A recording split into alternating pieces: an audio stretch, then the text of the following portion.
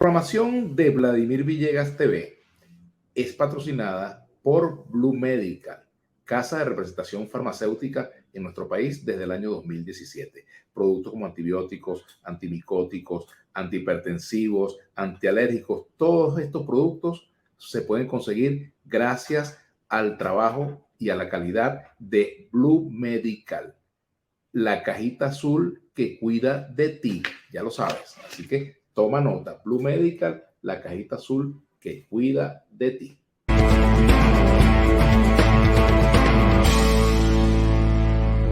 Este programa es una presentación de mi cochinito favorito, cómaselo asado o cómaselo frito. De Trajes Loaiza, elegancia y distinción y siempre a la moda. De Motro, tu auto, tu familia. De Top Fix Cars, mejor mantenimiento y más seguridad para su vehículo. De Binario Internacional, asesoría en comunicaciones y redes sociales. De Óptica Berlut, para que veas tú y tú. Y de sportsvenezuela.com, los nuestros primeros. Muy buenos días, queridos amigos. Bienvenidos a una nueva emisión de Vladimir a la Carta. Hoy nos acompaña acá en nuestro programa el padre Arturo Peraza, rector de la Universidad Católica Andrés Bello, sacerdote jesuita, a quien le damos la más cordial bienvenida. Buenos días, padre, ¿cómo le va? Buenos días, Vladimir, un placer poder compartir contigo.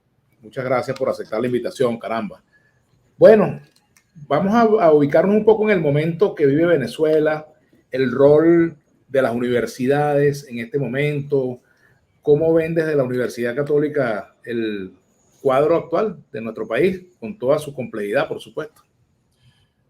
Bueno, es bueno recordar que casi todas las universidades en este momento estamos en periodos vacacionales, intersemestrales, intertrimestrales, es decir, en este momento normalmente el año académico está bajo situación de relativo descanso. Las autoridades de todos modos de todas las universidades estamos en contacto permanente y más frente a la situación actual, pero siempre hay que entender que son posiciones personales y no posiciones institucionales. La universidad sí se pronunció institucionalmente posteriormente a las elecciones, pidiendo tres cosas fundamentalmente. Primero, el tema de la transparencia en las actas electorales. Esto es un tema que todavía se mantiene. Un segundo tema es el tema de derechos humanos, evitar las situaciones de violencia y las situaciones de abuso en el uso del control del orden público. Este fue un segundo pedido, y el tercero ha sido la negociación, la necesidad de que en el país se negocie. Esto sí fue un comunicado que sacó el Consejo Universitario de la Universidad Católica Andrés Bello, que es la instancia formal que gobierna la universidad, y que además ha sido acompañado por varias otras universidades, incluso los rectores de Averu. Sacamos un comunicado más o menos con este mismo tono y este mismo sentido. Entonces, claro, estas tres preocupaciones, estos tres tópicos están al centro de las preocupaciones del mundo académico. Nos preocupa mucho el tema de la transparencia porque, bueno, las actas no han sido publicadas. Tenemos más de 10 días, creo yo, del proceso electoral, y uno recuerda las frases de la entonces lamentablemente fallecida Tibisay Lucena, que además fue ministra de Educación Superior, recordando que el sistema venezolano era lo suficientemente fuerte como para efectivamente publicar las actas de manera inmediata. Y de verdad, Tibisay nos tenía acostumbrados a eso, y además es norma. A las 48 horas debe haber una publicación online. Y después viene la publicación de Gaceta. Ese modelo de confusión normativa con la que han jugado de los 30 días, hay que recordar que es distinto. La Gaceta Electoral, que es un documento público que efectivamente se emite en 30 días, de la publicación que tiene que hacer el Consejo Nacional Electoral de las actas, e incluso las auditorías que estaba llamada a hacer el CNE. Como yo he dicho, una de las cosas que más llama la atención en este tema de la transparencia es que una de las auditorías inmediatas que había que hacer el día 29 era la auditoría a la estructura de transmisión. Yo no es que soy un técnico en esto, Vladimir, pero bueno, uno conoce la normativa como abogado, eso es lo que sí sabe. Y sabías que había que hacer una auditoría técnica al sistema de transmisión, y eso debía ocurrir en las primeras 24 horas. Bueno, llevamos 10 días y esa auditoría no ha ocurrido. Y uno se pregunta, bueno, ¿y por qué no? Porque eso es un rompimiento de una estructura normativa que ya está claramente preestablecida. Igualmente que la publicación de las actas, que en el primer boletín del CNE habla de horas para publicarla. Eso fue lo que ellos se comprometieron públicamente mediante un acta, además, y es lo que la norma establece. Y tampoco se ha cumplido. Entonces, este tema de la transparencia es importante porque trae paz a la nación. Eso es un tema que además trae paz en las relaciones internacionales. Basta recordar lo que han dicho prácticamente todos los estados latinoamericanos en torno a la necesidad de la transparencia, algunos con un tono más fuerte, otros con un tono más light, pero bueno, en general ese tema es un tema importante y que de alguna u otra manera podría traer certeza. Este tema de la publicación no es solo publicación, sino verificación de actas, certificación con los observadores internacionales. Es decir, eso tiene un conjunto dentro del tema transparencia que es complejo, que tiene elementos técnicos, pero que su objetivo fundamental es generar claridad en la población y tranquilidad, que es muy importante en términos del desarrollo económico, porque cuando tú tienes un problema político no resuelto, como los venezolanos tenemos una clara experiencia que eso normalmente repercute en condiciones de empobrecimiento de la sociedad. Y esa es una de las preocupaciones más importantes. Fíjate, rector, respecto a ese punto, también preocupa muchísimo la forma en la cual, bueno, se viene conduciendo el gobierno, por ejemplo, frente a la protesta. Y evidentemente, pues, ha habido denuncias graves sobre allanamientos sin orden judicial, detenciones arbitrarias, personas que están detenidas sin ninguna posibilidad de defensa, con una defensa privada escogida por cada uno, sino que le asignan defensores que no defienden. En fin, en este complejo cuadro, pues pareciera que la población también puede, bueno, quizás atemorizarse y dejar de movilizarse por los rigores de la propia actuación de los cuerpos de seguridad. ¿Qué le dice usted a la población con respecto a esto? Bueno, lo primero que tenemos que recordar, la violencia no es admisible bajo ningún grado, bajo ninguna condición, venga de quien venga y por la razón que venga. Los problemas políticos se resuelven con base al diálogo, la negociación y las estructuras políticas institucionales. No puede haber otro mecanismo de solución porque la política no es otra forma de hacer la guerra y la guerra no es una forma de política a pesar de lo que haya autores en política que sostengan este tipo de posición. Uno está muy lejos éticamente de ese tipo de posicionamientos. Y en ese sentido, evidentemente, no es admisible una manifestación violenta y eso requiere control de orden público, pero por el otro lado, hay que recordar que todos los ciudadanos tenemos derecho a la libre y pacífica, subrayado, manifestación. En ese contexto de esa pacífica manifestación, además, existen otro conjunto de derechos que tú acabas de mencionar, que son muy importantes. El derecho a la inviolabilidad del hogar, el derecho a la inviolabilidad de las comunicaciones, el derecho a la libertad personal, que implica, entre otras cosas, que nadie puede ser privado de la libertad sin una orden judicial previa.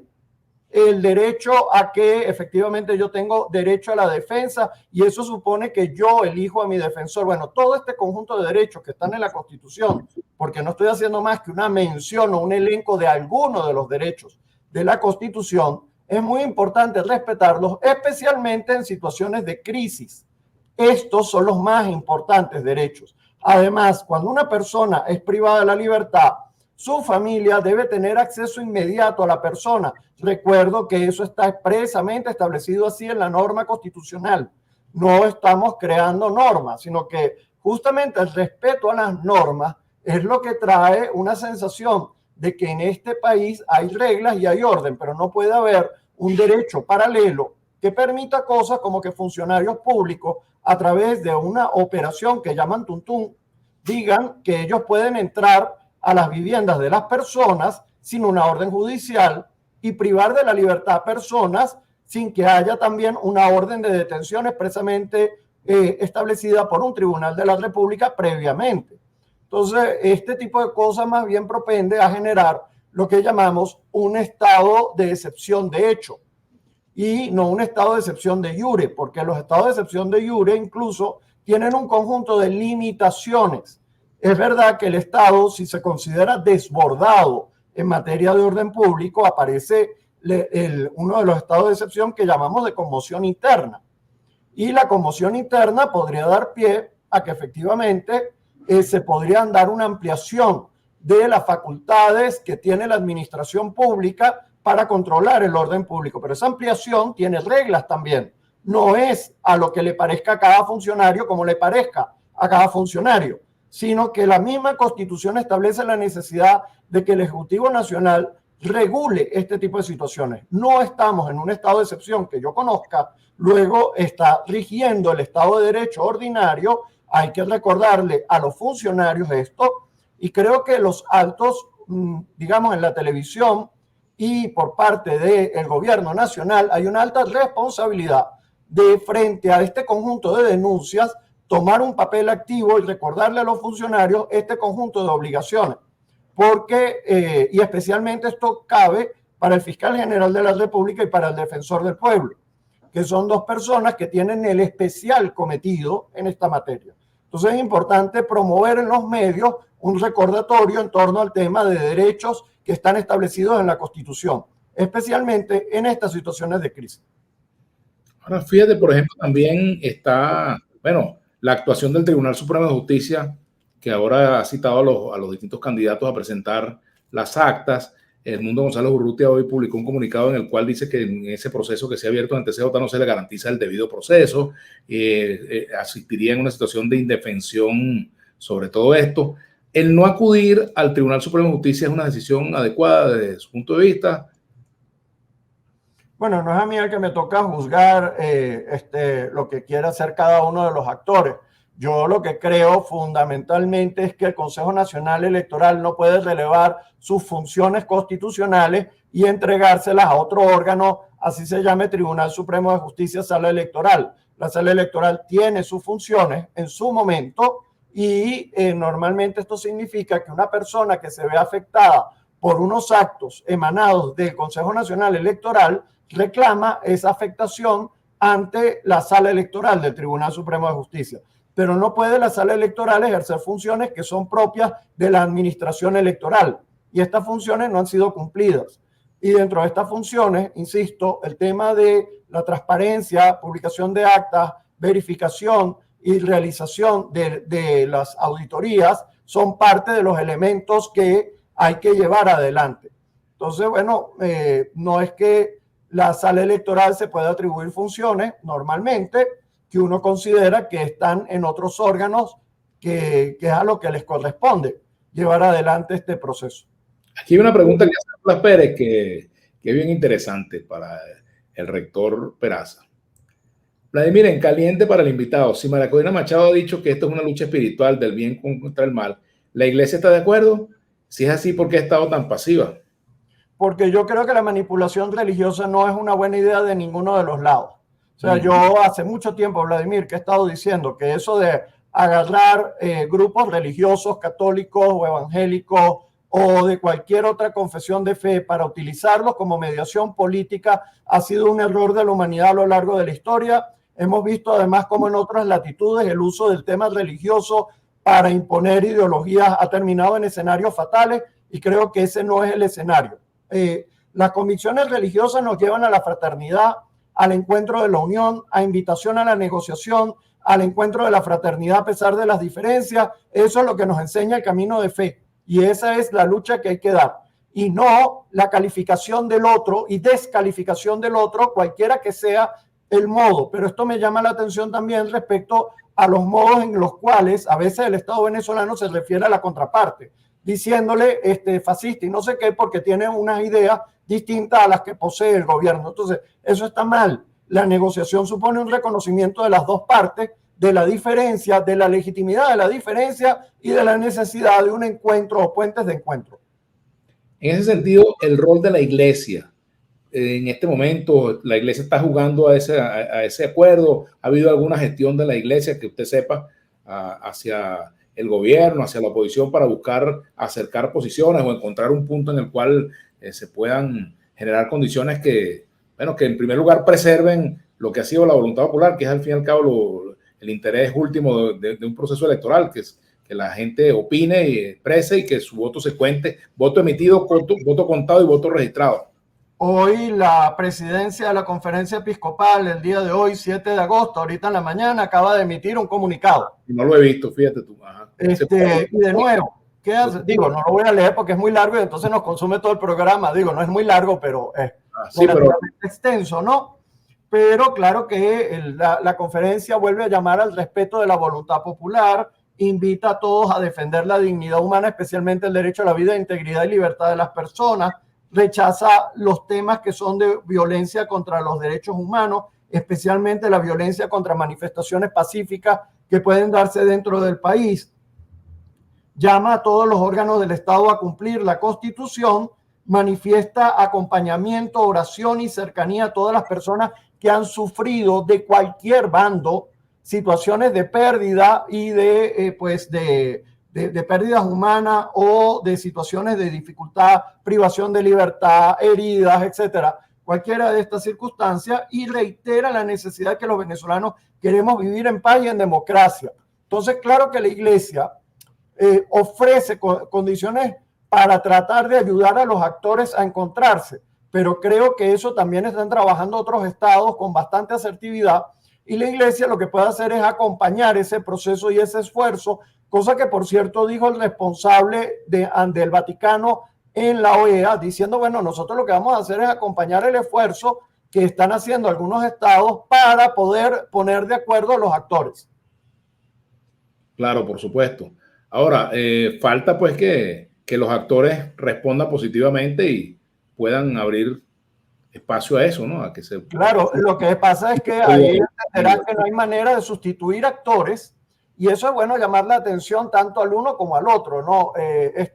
Unos supuestos diálogos que no son entre los actores reales, y los actores reales pues están planteados como digamos, el grupo liderado por Edmundo María Corina y Nicolás Maduro y gobierno son los que tienen que encontrarse. Los demás actores podemos colaborar, pero el diálogo no está allí. El diálogo fundamentalmente está en el otro lado. Lo demás son transacciones que normalmente ocurren en cualquier sociedad y que van a seguir ocurriendo.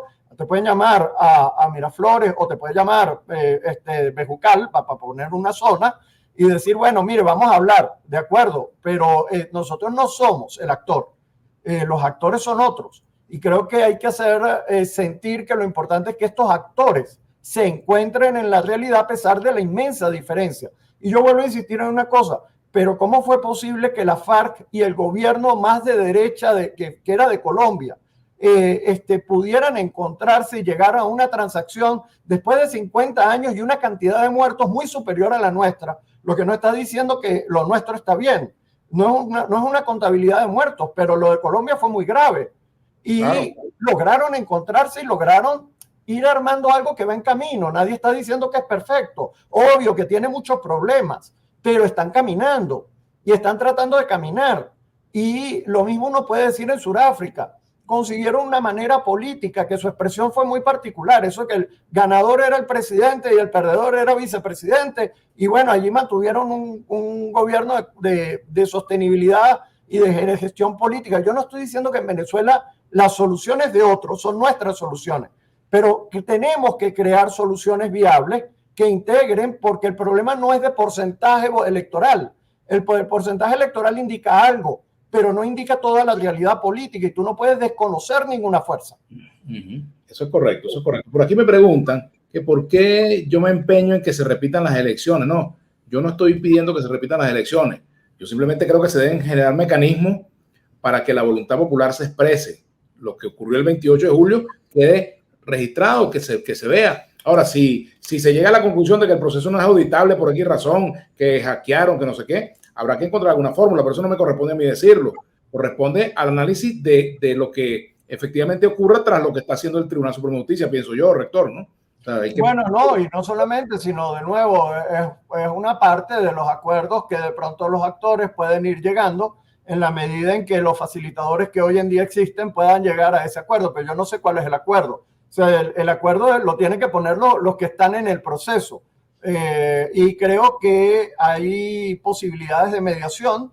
Esa mediación puede llegar a esa conclusión o a otras conclusiones distintas. Yo no podría decir exactamente cuál es la conclusión real que sea más viable en este momento. Esa es una oportunidad pero si me preguntas, no es la que yo preferiría en lo personal, pero bueno, si es esa, es esa. O sea, ¿Cómo evalúan ustedes o ustedes en lo personal estas gestiones que estarían haciendo o que están haciendo los presidentes de Colombia, de México y de Brasil en el caso venezolano? ¿Le ve alguna perspectiva a esto?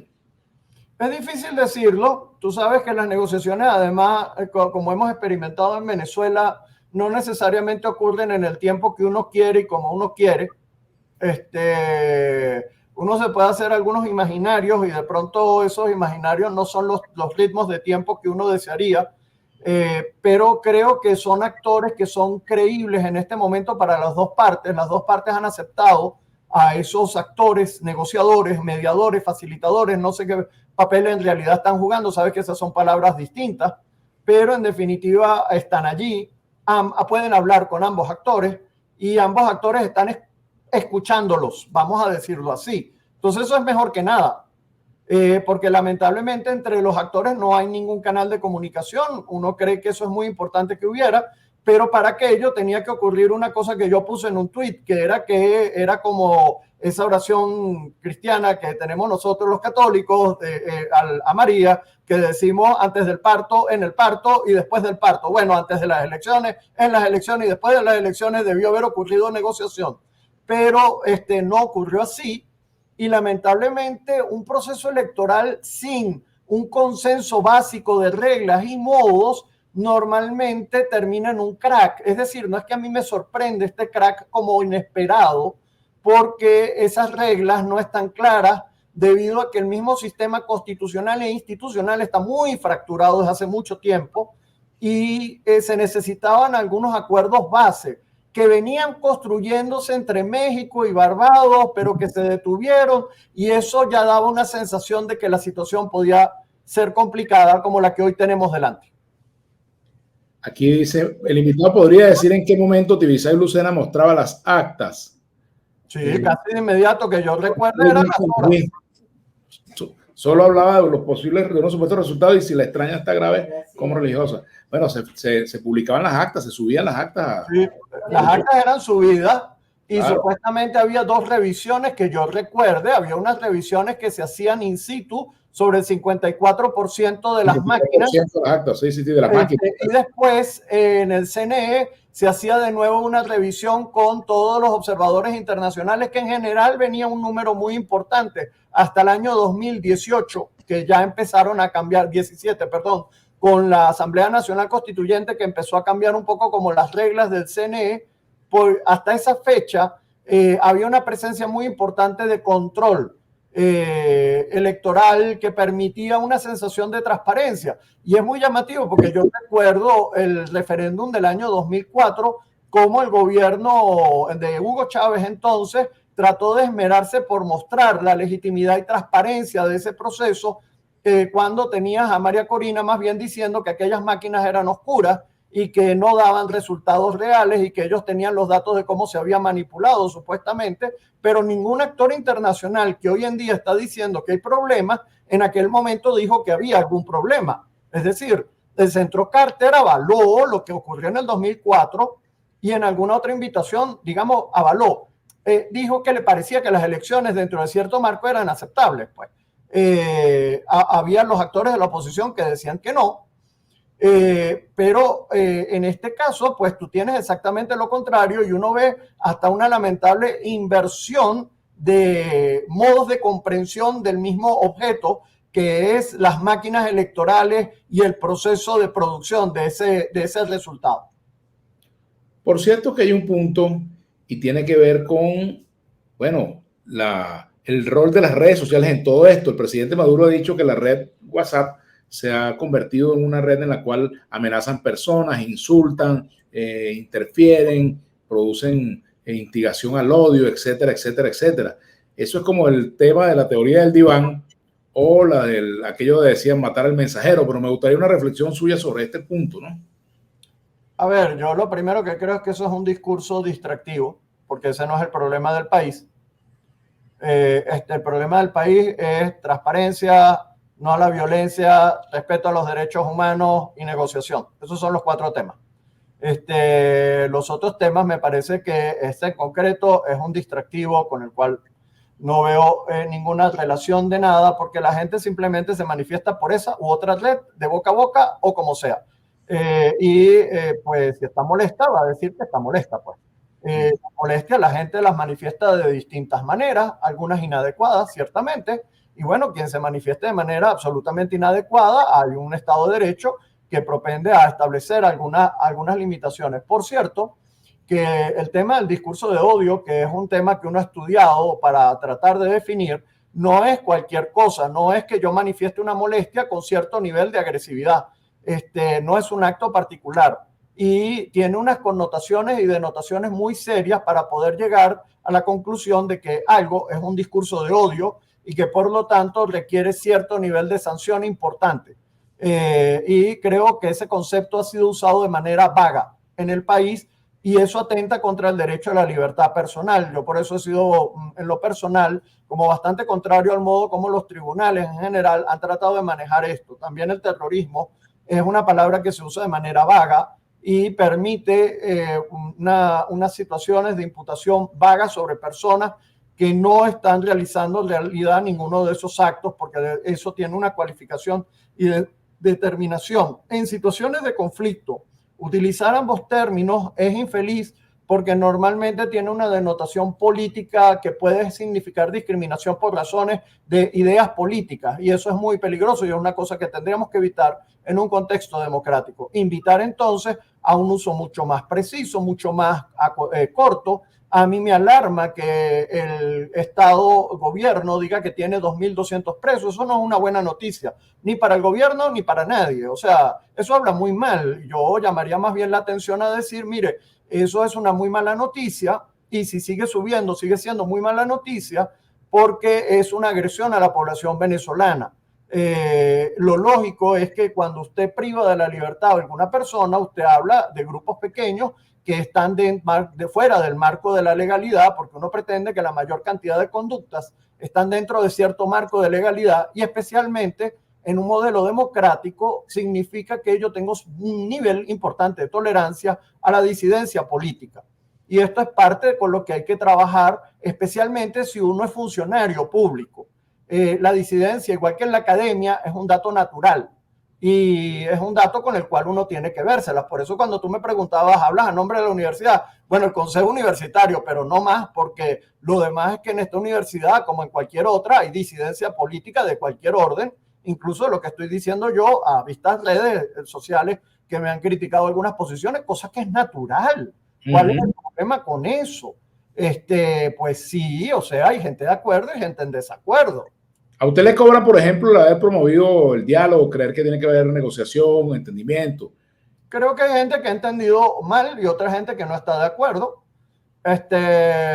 Y claro que evidentemente en las redes hay mucha gente que ha manifestado su acuerdo retuiteando, reenviando cosas que yo he dicho. Yo no trato de escribir demasiado, a veces escribo una vez a la semana, una vez cada 15 días. No estoy tratando de ser noticiero vía Twitter porque esa no es mi posición. Pero claro, sí trato de orientar, que creo que es la función que dice el artículo 2 de la Ley de Universidades, que tenemos las autoridades universitarias, orientar al país. Entonces, claro, necesitas un tiempo como para pensar y decir esto. Y sí, las veces que he escrito sobre esto, y a veces incluso ponderando en algunos casos algunos argumentos que creo que el gobierno tiene razón, han generado una suerte de ataque que creen que son personales. La verdad es que yo entiendo que es simplemente gente que puede tener disidencia y sus modos de manifestar la disidencia a veces incluso pueden ser pues de tono agresivo y lo único que uno le dice es no, mira hermano, aquí hay que aprender a intercambiar ideas y puede ser que sí, puede ser que no y diga sus razones y ya está. Y qué bueno que usted también, igual que yo, puede escribir. Ajá. Ahora, también es interesante. No tengo audio aquí en el Instagram. Bueno, volviendo con algunos cuestionamientos de la audiencia. Aquí, por ejemplo, dice Eddie Ferrer: buen día, Vladimir. Es necesario que este tipo de rector no exponga a la juventud como carne de cañón. Es la generación de relevo, responsabilidad ante todo. Absolutamente de acuerdo. Yo creo que no, digo, primero, los rectores ni enviamos ni no enviamos a los muchachos a hacer absolutamente nada. Y eso no son personas agarradas a lazo. Los chicos tienen voluntad propia liderazgo propio, autonomía, basta de un botón. La vez que yo recibí al diputado Nicolás Maduro Guerra, los chicos también enviaron una carta de protesta porque ellos consideraban que no. Bueno, yo creo que sí, pues las autoridades aquí en la universidad recibimos a todo el mundo, ese es nuestro trabajo, pero bueno, ellos tienen sus propias posiciones y tienen el legítimo derecho de tener sus propias posiciones, pero de ninguna manera, ninguno de los rectores, en ninguno de los casos, estamos enviando chicos a hacer absolutamente nada. Por cierto, a propósito de eso, la universidad como tal, al día de hoy, ¿tiene algún saldo de estudiantes detenidos, profesores, en fin, afectados por alguna medida judicial? Me gustaría saber eso de su propia mano. Lamentablemente sí tenemos una profesora que está está detenida en este momento. Estamos esperando resultados de ese proceso. También hemos tratado de hablar para explicar que de ninguna manera esta profesora, que es una activista social que ayuda en barrios, y eso es lo que hace, de hecho no tiene posición política, porque en comunidades populares, prefiero reservarme el tema porque ellos han pedido discreción. Okay. Pero bueno, el hecho es que al final del día, en trabajo popular, así sea mínimo o máximo el posicionamiento político, no ayuda. Eso me pasa a mí como cura. Yo no puedo estar tomando posicionamiento político en la capilla, porque la capilla tiene gente que tiene distintas posiciones. Y aunque sea uno, todo el mundo tiene el legítimo derecho de ir a sentirse acogido y cercano. Y lo que tú hablas de principios, como acabamos de hablar, y la profesora pues también ha estado en eso. No tenemos estudiantes reportados en este momento, a Dios gracias, detenidos, y esperamos que no tener ningún reporte en esa dirección. ¿Qué le diría usted al fiscal general de la República sobre la actuación de la Fiscalía en este momento? ¿Qué le diría a los directores de cuerpos de seguridad? ¿Qué le diría al propio presidente de la República? Yo volvería a insistir, como hace la Conferencia Episcopal, en el tema del respeto escrupuloso a la materia de derechos humanos, que les toca ser proactivos en esta materia, no solamente pasivos, que el problema no es decir cuántos detenidos tengo yo y amenazar a una parte de la población, sino fundamentalmente recordarle a los órganos del poder público, especialmente a la policía, que existen procedimientos y derechos que tienen las personas. Recordarle a los jueces que todas las personas tienen derecho a la defensa y por tanto acceso a un abogado y a su familia. Supervisar especialmente el defensor del pueblo, que las personas tienen acceso a sus familiares de manera cercana, ordenada y permanente. Que el uso de la represión requiere el uso proporcional de la fuerza, y el conjunto de personas fallecidas de cualquiera de los bandos debe llamar la atención al Estado sobre una seria investigación. Ya tenemos procesos abiertos en la Corte Penal Internacional, justamente porque la Corte considera, y el sistema ONU también, que hay una duda sustantiva sobre la seriedad de los procedimientos que se siguen en Venezuela para la determinación de hechos que pudieran estar vinculados a violación de derechos humanos asociados a elementos políticos. Entonces uno diría, bueno, evítese este problema, por favor, actúe dentro del marco de lo que establecen los parámetros internacionales de actuación. Creo que simplemente es recordar el tema de derechos humanos. El rol de la universidad, por supuesto, en el caso de la Universidad Católica, está muy asociado, en el caso de la Católica también, a lo que es el trasfondo de su filosofía, una filosofía basada en el cristianismo, en el catolicismo, ¿verdad? ¿Dónde está Dios en este momento frente a lo que pasa en Venezuela? Preguntará mucha gente. Bueno, yo creo que lo primero es que acompaña a la gente. Me hace recordar aquella escena de que ha sido contada, fue por un teólogo protestante, por cierto, pero que en la situación de la Alemania nazi habían ahorcado a 10 judíos frente a todo el público, y alguien del público hizo exactamente esa pregunta: ¿dónde está Dios? Y otro respondió señalando a los ahorcados allí. Y puede ser duro, pero es que cuando tú tienes un crucificado delante, tú estás diciendo: ¿y dónde está? No se baja de la cruz, sufre la cruz y desde allí abre una perspectiva que no es de agresión ni de violencia, sino de salvación. Es decir, de regeneración, de fraternidad, porque no aceptas el odio, que es lo que te tratan de instaurar. O sea, todo este tipo de actos de violencia, lo que piden es que generes más violencia. Cuando tú reaccionas sin violencia, y tú reaccionas desde la necesidad de recuperar la sindéresis, la fraternidad y los derechos, entonces tú estás deconstruyendo en realidad la base del argumento de la violencia, que es el enemigo real que tienes que vencer. Por eso, en la lucha famosa espiritual, lo que es la lucha espiritual contra la violencia. Mira, por aquí pregunta Vladimir Torres. Buen día, rector. Mi hija está fuera del país de vacaciones. A ella le quedan 2 semestres para graduarse en la UCAP. ¿Será que podrá ver clases online? No, no creo que eso sea posible porque nosotros no estamos dando ese modo. Nuestro modo es presencial. Hay algunas materias que son online, pero el sistema que se dio durante la pandemia, que efectivamente promovió las clases online, porque incluso el Ministerio de Educación Superior pues, invitó a esto, y nosotros lo hicimos, fuimos la primera universidad que nos lanzamos con una plataforma propia, prácticamente 3 o 4 semanas después que estalló el problema del COVID. Nos lanzamos sobre ese camino, y si tenemos esa plataforma suficientemente fuerte, pues eso requiere un conjunto de autorizaciones en este momento que no están, y además las clases tienen un orden de presencialidad. Entonces lo lamento, salvo las materias que están virtualizadas y que están expresamente establecidas bajo ese criterio, lo otro pues requeriría diálogos con su escuela, pero no es en principio posible. Claro, por supuesto. La libertad de expresión, porque en la Católica hay una escuela de comunicación social, no podemos dejar ese tema por fuera, rector. Fíjense, ahí dan clase muchos colegas míos, compañeros de universidad, otros que fueron mi jefe, por ejemplo, Enrique Rondón, que fue nuestro jefe en política en el Diario de Caracas, entre otros colegas periodistas muchísimos que dan clases allá en la Universidad Católica. Y este es un punto muy importante porque, caramba, ¿qué tipo de comunicación social se puede practicar en Venezuela? El ejercicio de la profesión está lleno de muchos retos, muchos desafíos, muchas limitaciones. ¿Qué mensaje darle a esos muchachos que se inician en la carrera de comunicación social? ¿Qué le diría el rector de la Universidad Católica en este momento a esos estudiantes, incluso a todos los estudiantes de comunicación social de su universidad y del país? Mira, te llamará la atención, como tú sabes, yo fui vicerrector de la sede de Guayana hasta hace un año, y la escuela de comunicación que se pronunció fue la de Guayana.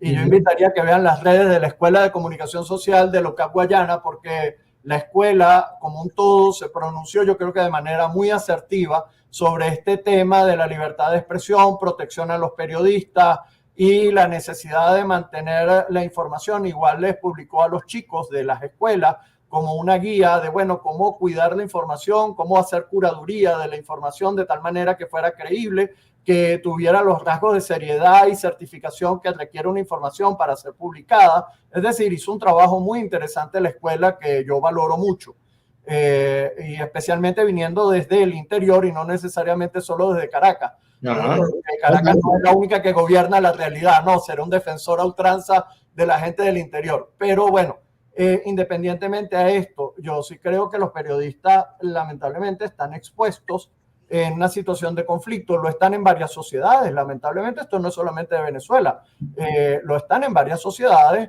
y sí, un periodista tiene que tener conciencia de que está expuesto lamentablemente a situaciones por el ejercicio de su profesión, lo que me genera un respeto gigantesco a cada uno de los comunicadores que se decide exponer para poner a la luz cosas que no quieren que salga a la luz, porque este es el trabajo más duro del periodista.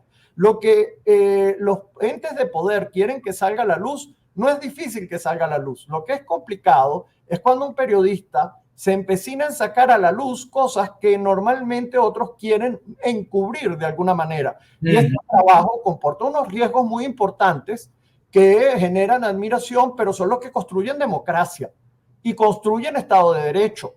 Y por eso mi respeto y mi invitación a hacerlo dentro del marco debido de la ética profesional, pero hacerlo, porque es una necesidad imperiosa, especialmente en estos contextos. Sí, bueno, y por ejemplo la censura y la autocensura, que son males, y a mí me preocupa mucho, sobre todo las nuevas generaciones de periodistas, en qué país van a vivir, por ejemplo, en qué sociedad van a poder ejercer su trabajo, digamos, en ese contexto, en un contexto nuevo, de mayor democracia, de mayor amplitud, porque hay que ver lo que pesa a veces tomar la decisión de publicar algo o no publicarlo. Estoy de acuerdo que es parte de los problemas que estamos viviendo, pero también yo creo mucho en el trabajo que están haciendo los infociudadanos, este trabajo de formación de la ciudadanía que está haciendo que la realidad salga por distintos medios. Estamos en un momento distinto en donde no gobierna la comunicación solamente los medios tradicionales, sino, y por eso quizás el comentario sobre WhatsApp y sobre las redes, porque en definitiva el modo de información en este momento es mucho más complejo y diverso y permite a los ciudadanos efectivamente también convertirse en comunicadores, aunque no sean periodistas, pero sí son comunicadores natos. Y creo que parte del trabajo que van a tener que hacer las escuelas de comunicación y los mismos periodistas es avalarse en toda esta ciudadanía informada y permanentemente activa, haciendo saber lo que ocurre en sus entornos. Por ejemplo, hoy me escribe un muchacho que es del barrio San Blas, y no voy a dar más indicaciones, pero cómo gente asociada a los CLAP les está negando el acceso a los productos del gas y otros por revancha política. Bueno, tú no puedes enfrentar pueblo contra pueblo, por favor, tengamos sentido común. Y la iglesia ha llamado muchísimo a este tipo de reencuentros en donde la vecindad en Venezuela, el ser vecino, es un valor fundamental tan importante como el de la familia. Son dos valores clave que nos han permitido la convivialidad entre los venezolanos. Y creo que esas son cosas que hay que salvaguardar y poner por encima de la política y por encima de la diversidad política, porque la atención a las necesidades de los ciudadanos es una obligación, no es un derecho, no es una facultad. Entonces, ahí uno tiene que hacer llamados a gente que de pronto está tomando actitudes no necesariamente avaladas por el Estado, debo decir, porque no hay ninguna constancia de eso. Pienso que no, honestamente, pero creo que sí hay particulares que creen que el modo de expresar su molestia por las circunstancias que está viviendo y eventualmente porque en su mesa no ganaron, no sé, no puedo decirlo, la reacción es ejercer un ejercicio de poder indebido cuando lo que se le ha entregado es un servicio público que debe ser atendido con las condiciones de servicio público. Sí. Ahora también hay otro punto a propósito pues de la comunidad, porque la iglesia se supone que vive porque sus integrantes son seres humanos que, bueno, que forman parte de, digamos, de una comunidad, ¿verdad? La comunidad religiosa, en fin, bien sea una iglesia católica, una iglesia cristiana evangélica, cualquier iglesia, ¿verdad? Es la comunidad, ¿verdad? Y está el asunto de la solidaridad entre las personas, pero también hay algo muy feo que ha ocurrido, y es el hecho de que se colocan a ciudadanos a denunciar al vecino, como pasó en el estalinismo, en el nazismo, denunciar al vecino, denunciar al joven que protestó, en fin, asumir competencias en el orden policial y de políticas de seguridad a ciudadanos que, bueno, tienen que denunciar al vecino. En el estalinismo veíamos a hijos denunciando a los padres, por ejemplo.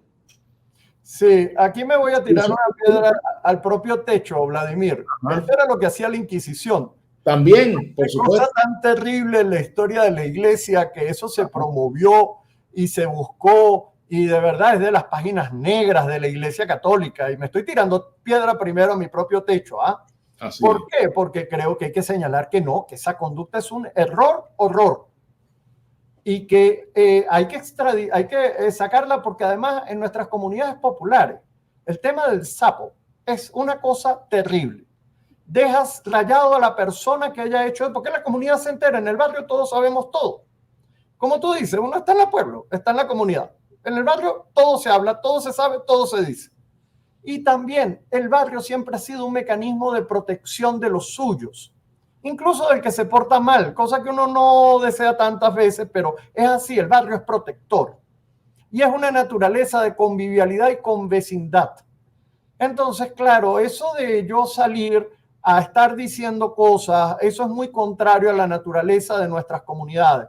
Y uno tiene que invitar a la comunidad y a cualquier ente que pretenda hacer eso a evitar ese tipo de conductas. Ya yo recuerdo a Hugo Chávez con aquella ley que llamaron la ley Sapo, y como él mismo se dio cuenta que eso había que vetarlo porque aquello iba más allá de cualquier elemento de racionalidad, y el mismo Hugo Chávez es quien lo veta, porque bueno, la sensibilidad popular de Hugo Chávez, la sensibilidad de contacto social le dijo una cosa que era obvia: aquello va a terminar muy mal, y en Venezuela eso termina muy mal.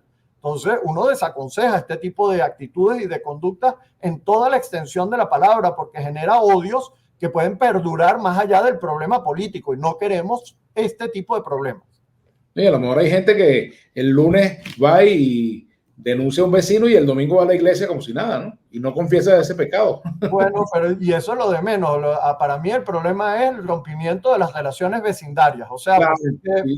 La grieta que se deja en la comunidad y en la que eso deja en las comunidades es muy duro y yo creo que eso es el peor escenario posible en una sociedad. Mira, aquí dice Nelson Correa, la iglesia debería acompañar a los ciudadanos en sus reclamos verbales y físicamente, presencia. Bueno, para eso justamente están los 3 comunicados, 3 de la conferencia episcopal en menos de 10 días. Es conocida la carta de posicionamiento que tuvieron los 2 cardenales de manera particular recientemente. Y el Papa de alguna u otra manera en su lenguaje también se manifestó. La gente espera que el Papa diga cosas que no dice el Vaticano. Eso es una cosa muy llamativa.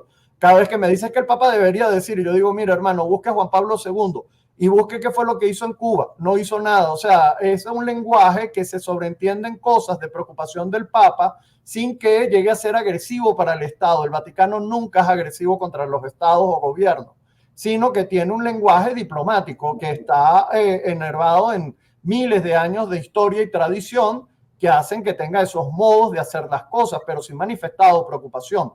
Y evidentemente cuando hace este tipo de llamados, pues manifiesta este modelo de preocupación frente a la situación venezolana y que está atento. Entonces, claro que lo hay y sí, hay sacerdotes y religiosas que yo he visto que han estado acompañando a algunas de las protestas pacíficas, uno ve las imágenes, ahí están, pero bueno, eso depende ya de cada cual, eso no es un acto de orden y mando. La iglesia no es un ente militar ni va a funcionar de esa manera y creemos en las libertades de cada una de las personas y los modos en que cada cual cree que tiene que aportar para la paz y tranquilidad de la sociedad. Aquí dice Rommel Alejandro, mira, a mí una vecina me estaba grabando solo por estar tocando cacerola. No me ha denunciado solo porque la vi. ¿Tocar cacerola es delito? No, obviamente no. Y tener WhatsApp tampoco es delito. Por supuesto, por supuesto. El WhatsApp es una red diabólica, como dijo, creo que fue el presidente que lo dijo. No lo sé, yo a veces puede convertir porque uno necesita desconectarse un tiempo de eso porque por ahí no va a hablar Dios, eso sí lo puedo asegurar. Manuel Castillo, recuerda que la Iglesia Católica es un Estado y debe poner en la mesa su posición.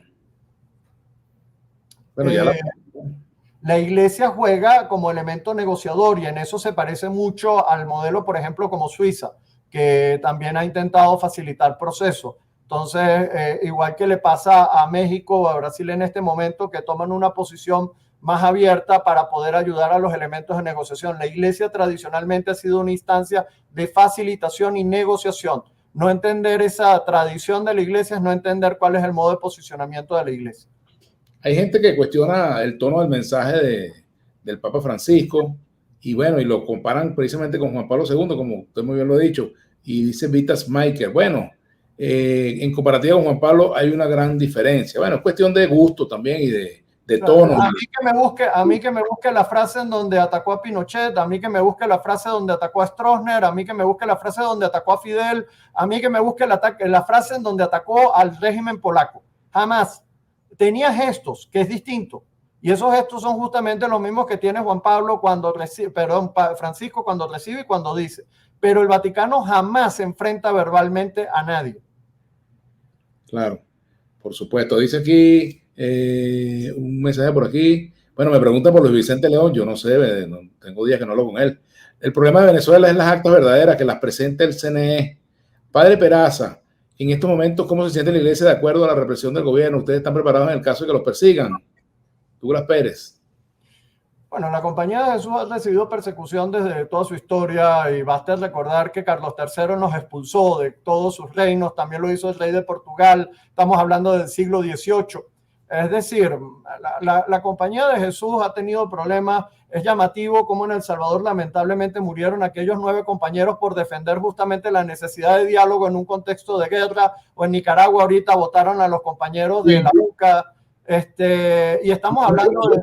No te preso en Nicaragua, ¿no? Por eso, un modelo de derecha y un modelo de izquierda, o aparente o sediciente izquierda, sediciente derecha. Estamos hablando de El Salvador y Nicaragua en 2 momentos históricos y la remeten, porque quien trata más o menos de establecer puentes y crees que el camino es la paz y la fraternidad, pues terminar como Jesús no es tampoco una sorpresa inesperada, ¿no?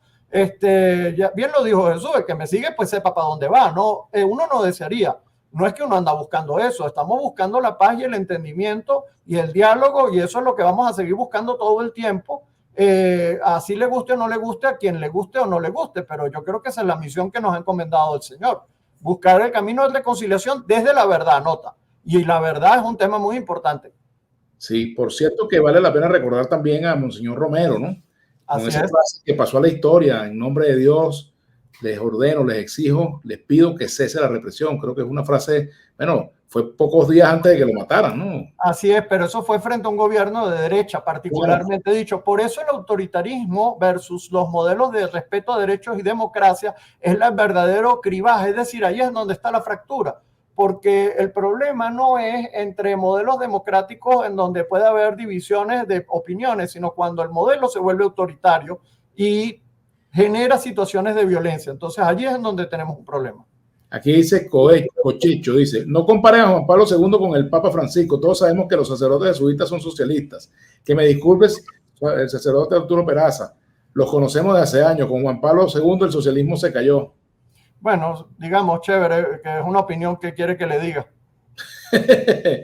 ¿Qué sabe de Escarrá? Yo no sé qué será el señor Escarrá. La verdad que no lo sé. ¿Quién será más fascista y subversivo? Los dos. Pónganse una franela de María Corina y quítense la máscara. Porque hay curas que convierten las misas en mitines políticos en contra del gobierno. Bueno, ya ve, hay algunos que uno lo califican de derecha y otro de izquierda. Si te habla un chavista, entonces tú eres mariacorinista, y si no eres pues de derecha, es inevitable cuando medias, ¿no? Sí, pero eso quiere decir que va bien. Eso quiere decir que uno va bien. Sí, por eso está bien, X, o sea, ajá. Ajá, aquí dice Judith, dice que la iglesia tiene el síndrome del Carmen Valecillos, González Valecillo. La iglesia tiene el síndrome de la mujer maltratada. No sé por qué dice eso, ¿no? Pero pues no sé, que me dan golpes y vuelvo a buscar al marido que me golpea. No sé, tendría que ver en dónde lo ve ella, pero también chévere si esa es su impresión. Bueno, caramba, yo quiero agradecerle al sacerdote Arturo Peraza, rector de la Universidad Católica Andrés Bello, que nos haya acompañado estos minutos. ¿Algún mensaje en particular para la feligresía católica, para el pueblo de Venezuela, para el gobierno, para la oposición? Volvamos a lo de la lucha espiritual, Vladimir. Decía Jesús que este demonio no sale sino a fuerza de oración. Ya me pregunta, ¿cuál es el demonio? La violencia de donde venga. Y hay que orar para encontrar caminos de reconciliación y paz que ahorita parecen muy difíciles. Si tú me dices un frío análisis político, uno no ve cómo se abre esa puerta, pero en el camino de la fe uno sí cree que la oración hace un ejercicio importante de reencuentro de personas. Cuando uno ve la situación entre Israel y la Franja de Gaza y esa violencia desatada, loca, histérica y terrible, ¿qué te queda frente a esos dos opuestos que no están dispuestos a dialogar? Pues la oración y casi pedir un milagro. A veces uno siente que eso, sin llegar al dramatismo que estoy mencionando, porque claro que aquello es mucho más dramático que lo nuestro. A nosotros no nos están cayendo bombas encima del techo. Pero manteniendo las diferencias que hay que mantener, la oración por la búsqueda de la reconciliación hecha por todas las personas que tenemos fe es parte de lo que nos puede ayudar a construir un espíritu interno que ayude también en el ánimo social a encontrar un camino de reconocimiento entre los ciudadanos que busque la verdad de lo que ocurrió el 28 y que reconstruya relaciones políticas. Y aunque eso hoy parece muy difícil, muy complicado y muy complejo, uno nunca sabe qué puertas se abren en el futuro que puedan efectivamente auparnos una sociedad mucho más democrática, mucho más responsable y menos violenta. Los sermones de la iglesia donde se incita a fijar posición política, ¿cómo los ve usted? Yo creo que eso no es un papel de la iglesia, pero todo depende de qué significa posición política, porque si se habla de respeto de derechos humanos, respeto de la democracia, principios generales, eso no es incitación política. Ahora, si usted me dice que yo tengo que ir a votar por alguien o tomar una posición determinada, allí sí disiento. Creo que hay que decir que no vale la violencia de la violación de derechos humanos, que no vale el irrespeto de las personas. Entonces, bueno, esos son principios y los principios son cosas que la iglesia defiende desde siempre y entran en lo que llamamos moral social. Entonces, una cosa es que el sacerdote esté hablando de los principios de moral social y otra cosa distinta es que usted incite a un tipo de votación o a un tipo de posicionamiento político con exclusión del otro. Por cierto, ya con esto sí lo dejo tranquilo. Tanto María Corina Machado como Nicolás Maduro han hablado de que esta es una lucha entre el bien y el mal. ¿Quién representa aquí el bien y quién representa el mal? Ni uno ni otro, señor. El mal está representado por la violencia, el bien está representado por la búsqueda de la reconciliación y hay que invitar a los dos a encontrar caminos de reconciliación. En esto el Estado tiene mayor responsabilidad, sin duda, porque tiene el poder y el poder significa responsabilidad. No puedes tratarlo equivalentemente. El Estado tiene una responsabilidad de llamar a la contraparte a sentarse en serio y no a jugar con elementos que no ayudan. Y va a ayudar mucho el que se apalanque en esa comunidad internacional que está convocando a las posibilidades de reencuentro y diálogo. Muchas gracias, rector, padre. Que le vaya muy bien. Muchas gracias por poder compartir. Bien, gracias, de verdad. Lo agradezco muchísimo. Bien, nosotros nos despedimos y será entonces hasta esta tarde cuando nos escuchemos en Unión Radio. Vamos a seguir también haciendo transmisiones en la medida de lo posible por esta vía. Bien, este programa es una presentación de mi cochinito favorito, cómaselo asado o cómaselo frito. De Trajes Loaiza, elegancia y distinción y siempre a la moda. De Motro, tu auto, tu familia. De Top Fix Cars, mejor mantenimiento y más seguridad para su vehículo. De Binario Internacional, asesoría en comunicaciones y redes sociales. La programación de Vladimir Villegas TV es patrocinada por Blue Medical, casa de representación farmacéutica en nuestro país desde el año 2017. Productos como antibióticos, antimicóticos, antihipertensivos, antialérgicos. Toma nota, Blue Medical, la cajita azul que cuida de ti. De Óptica Berlut, para que veas tú y tú. Y de sportsvenezuela.com, los nuestros primero. Es patrocinada por Blue Medical, casa de representación farmacéutica en nuestro país desde el año 2017. Productos como antibióticos, antimicóticos, antihipertensivos, antialérgicos, todos estos productos se pueden conseguir gracias al trabajo y a la calidad de Blue Medical, la cajita azul que cuida de ti, ya lo sabes. Así que toma nota, Blue Medical, la cajita azul que cuida de ti.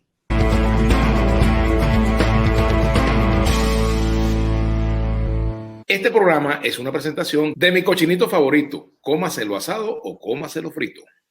De Trajes Loaiza, elegancia y distinción y siempre a la moda. De Motro, tu auto, tu familia. De Top Fix Cars, mejor mantenimiento y más seguridad para su vehículo. De Binario Internacional, asesoría en comunicaciones y redes sociales. De Óptica Berlut, para que veas tú y tú. Y de sportsvenezuela.com, los nuestros primeros. Muy buenas noches, queridos amigos. Bienvenidos a una nueva emisión nocturna de Vladimir a la Carta. Hoy nos acompaña el rector de la Universidad Central de Venezuela, el profesor Víctor Rago Albujas, a quien le damos la más cordial bienvenida. Gracias por acompañarnos, profesor. Gracias. Buenas noches. Muy bien. Buenas noches. Complace mucho estar en tu compañía y en la de tu audiencia. Gracias de verdad por aceptar la invitación, rector. Bueno, varios puntos que quiero tratar con usted. En primer lugar, me gustaría saber su opinión sobre este último comunicado que han emitido los gobiernos de Colombia, Brasil y México sobre la situación electoral de Venezuela. Yo creo que ese comunicado refleja con perfecta claridad la preocupación que embarga al conjunto de las personas que tanto dentro como fuera del país se han interesado y se han preocupado por el proceso electoral venezolano. Creo que formula una exigencia perfectamente razonable porque apunta hacia la necesidad de que la transparencia ah, alcance su máximo grado y la demostración de cómo transcurrió el proceso, tal como se refleja en el escrutinio, pues le otorgue toda la legitimidad de que el proceso requiere, especialmente en las circunstancias tan particulares que ha vivido Venezuela en los últimos años. Yo creo que proviniendo además de personalidades que guardan, como todo el mundo sabe, afinidades más o menos estrechas con el, el proceso político venezolano,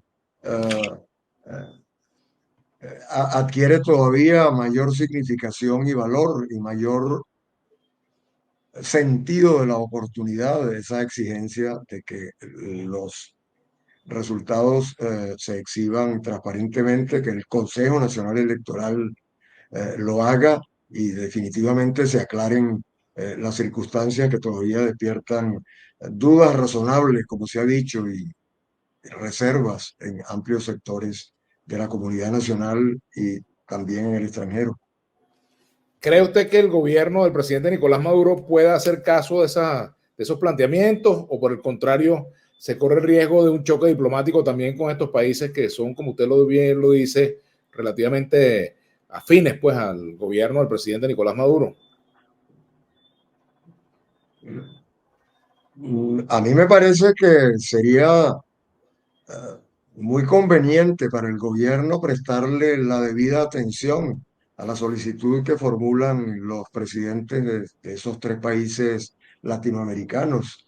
Eh, no veo por qué no hacerlo cuando de lo que se trata es precisamente de arrojar el máximo volumen de luz, si así puede decirse, sobre un proceso que ha suscitado tanto interés, pero que al mismo tiempo ha producido reservas importantes en diferentes sectores, tanto políticos como sociales, tanto, y repito, en Venezuela y en el extranjero. Yo creo que eso es una solicitud perfectamente razonable.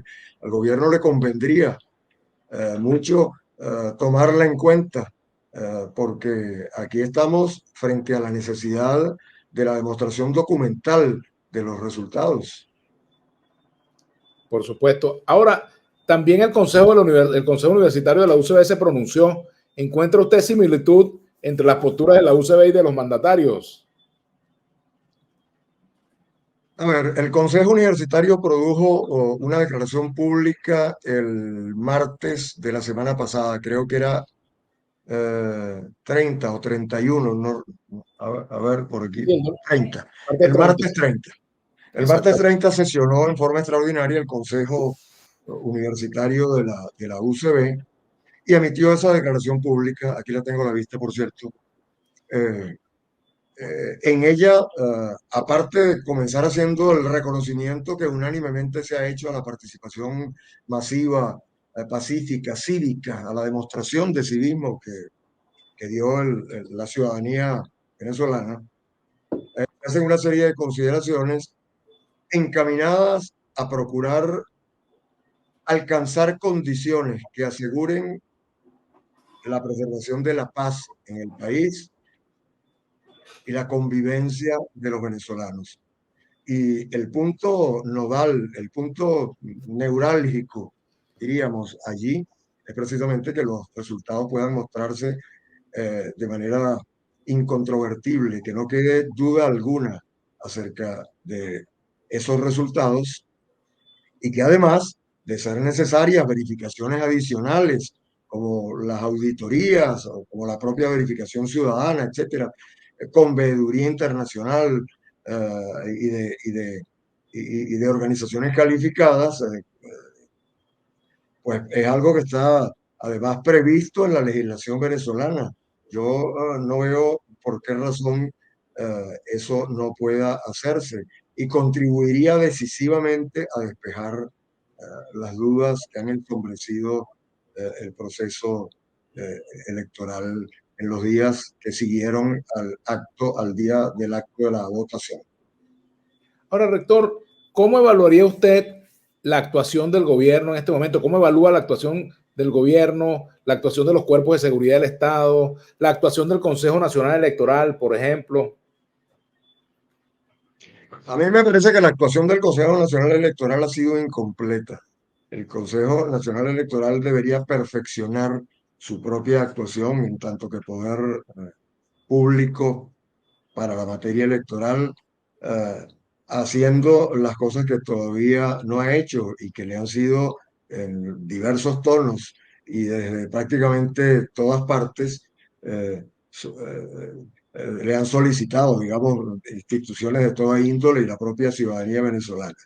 En cuanto a la actuación del gobierno, a mí me parece que eh, el gobierno debe procurar hacer una mayor demostración de que está dispuesto a contribuir a la construcción de un clima de paz y de concordia en el país entre todos los venezolanos. Para eso es importante que el gobierno actúe con la prudencia y con la mesura que como actor institucional fundamental le corresponde. Yo invitaría al gobierno a considerar esa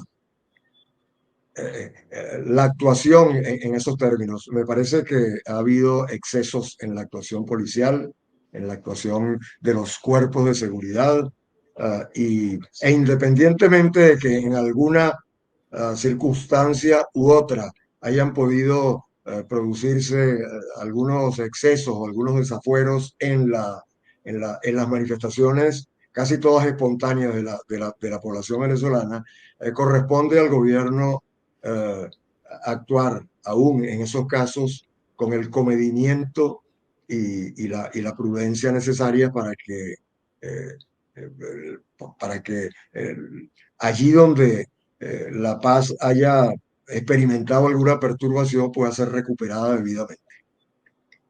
Ahora también, por supuesto, sabemos que hay varios estudiantes de la UCB detenidos en las protestas que se han dado contra o por, en demanda pues, de transparencia para la publicación de los resultados electorales. ¿Qué nos puede decir? ¿Cómo están esos estudiantes? ¿Han tenido contactos con ellos? Si nos pudiéramos actualizar los nombres, en fin. Puedo leer la lista de los estudiantes que la tengo aquí a la mano. Son 6 estudiantes. Keiber Rincón, de la Facultad de Odontología, Rafael Sivira, de Ciencias Jurídicas y Políticas, Armando Solís, de Humanidad y Educación, Anthony Granadillo, de Arquitectura y Urbanismo, Santiago Ortega, de Ciencias Económicas y Sociales, y una candidata a ingresar a través del artículo 25, que es el que permite la incorporación a los estudios universitarios a los atletas destacados, una joven llamada María Valentina Méndez, que ya formaba parte del equipo femenino de fútbol de la UCB. También tenemos 2 profesores detenidos, que son el profesor Salvador Rivera, de la Escuela de Psicología de la Facultad de Humanidades y Educación, y la profesora Edni López, de la Facultad de Ciencias Jurídicas y Políticas, de la Escuela de Estudios Políticos de esa facultad. No sabemos si hay otros detenidos, porque no ha sido fácil poner al día la información concerniente a los universitarios que pudieran eventualmente encontrarse en este momento, que hubieran podido ser aprehendidos por los órganos de seguridad. Eh, mm, no quisiéramos pensar que hay otros universitarios detenidos. Eh, Se comprenderá perfectamente que las autoridades universitarias y la comunidad en general se encuentre muy preocupada por la suerte de estos jóvenes y de los profesores cuyos nombres mencioné. Y la universidad entiende y y las autoridades y yo personalmente tengo meridianamente claro que es necesario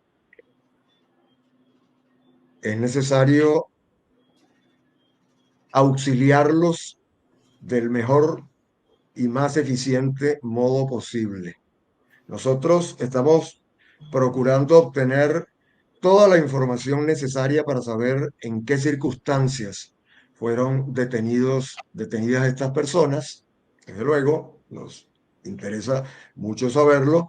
Nosotros somos capaces de distinguir claramente entre los que se comportan pacíficamente, los que se conducen como debe ser al ejercer el derecho constitucional a la protesta, de los que no. Y tenemos, digamos, en principio la íntima convicción de que estos jóvenes y los profesores, por su parte también, son personas pacíficas, son personas cuyas trayectorias en la universidad los acreditan como personas respetables, como personas comprometidas con los principios sobre los cuales la propia universidad funda su existencia, digámoslo así. La democracia, la solidaridad, el sentido de ciudadanía que contribuye resueltamente la universidad a infundir en todos los integrantes de su comunidad. De manera que estamos en disposición de ayudarlos tanto en el plano del auxilio legal, y no quisiéramos tropezar con obstáculos que impidieran que ese auxilio pudiera prestarse oportunamente, así como también desde el punto de vista logístico y desde el punto de vista de la salud mental, que son tres órdenes de cosas en los cuales no solamente las personas detenidas, sino los familiares, el entorno inmediato de estas personas requiere atención en ese sentido. De manera que estamos organizándonos para eso. Rector, fíjese, volviendo a este asunto de los detenidos, me gustaría saber si ustedes han podido verlo, si han tenido contacto con ellos, si les permiten que un abogado de la universidad o de ellos los visite, porque lo común aquí ha sido que a los detenidos, por cualquier razón, sobre todo por razones políticas, no les permiten abogados particulares, siempre les imponen una defensa pública, que ni es defensa. Nosotros no hemos tenido, yo personalmente no he tenido contacto directamente con ninguno de los detenidos en este momento. Nosotros, los decanos de las diferentes facultades, han estado pendientes de los jóvenes detenidos y de los profesores también. Ha sido difícil el acceso, ya lo sabemos porque los propios familiares inmediatos de las personas detenidas encuentran dificultades, sobre todo las primeras horas de la detención, que son las más duras, lo que puede hacer sospechar en algún momento, puede hacer presumir que las detenciones se han producido en circunstancias que no están del todo claras. Hay detenciones arbitrarias, se han producido detenciones arbitrarias. En el pasado eso ha ocurrido y pudiera ser que también en este caso, pero estamos en el proceso de toma de contacto con estas personas y con sus familiares para conocer con el mayor detalle posible cuáles son las circunstancias que concurren en cada caso y poder actuar con eficiencia y oportunamente para prestar la ayuda que sea necesaria. La universidad se preocupa por los miembros de su comunidad cuando estos se encuentran en situaciones difíciles y en circunstancias infortunadas.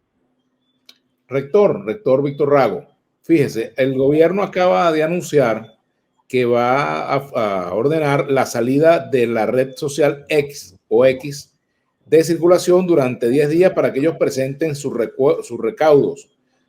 Y también han anunciado regulaciones a las redes sociales y también vemos pues que hay mucha censura. Ustedes tienen una escuela de comunicación social y también hay varios trabajadores de la prensa imputados por presuntos delitos de odio y de terrorismo. ¿Qué reflexión tiene que hacer el rector de la principal casa de estudios del país sobre esto? Pues yo creo coincidir desde la propia lógica natural con la que pueden analizarse los acontecimientos, que cuanta más libertad para la expresión del pensamiento, para el desplazamiento y para la participación en la vida cívica nacional, tanto mejor para el país. Los problemas del país no se resuelven con restricciones. Yo creo que los problemas del país, los problemas del sistema democrático ganan cualitativamente cuando se incrementa la dosis de democracia. De manera que eh, encuentro una fuente de preocupación en el hecho de que vayan a cerrarse oportunidades de comunicación, si es que se trata de medios o de cualesquiera otras formas a través de las cuales la ciudadanía eh, actúa y se comunica, porque eso no, no debe contribuir a que se esclarezcan las cosas y a que se alcancen los grados mínimos indispensables de convivencia en un país que ha estado seriamente convulsionado por los acontecimientos que hemos presenciado en los últimos días a raíz de la votación del domingo 28 de junio. La Escuela Ahora, de Comunicación Social probablemente eh, eh, se pronuncie. Nosotros hemos estimulado la emisión de declaraciones públicas en ámbitos específicos de la vida nacional que corresponden a las diferentes facultades y escuelas de la universidad.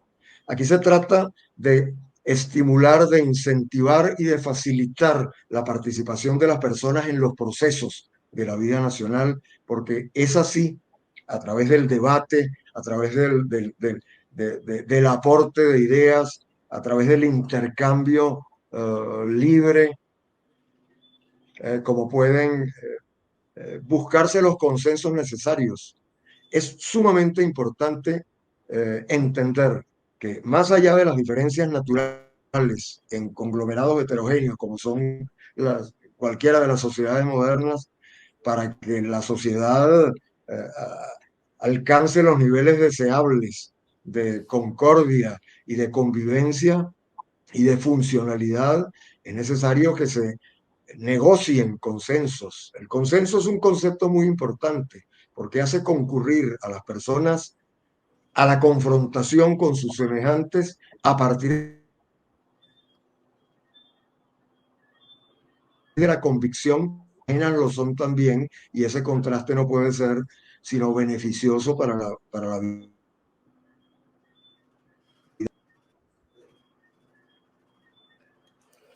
rector, tenemos ahí un pequeño delay. ¿Aló?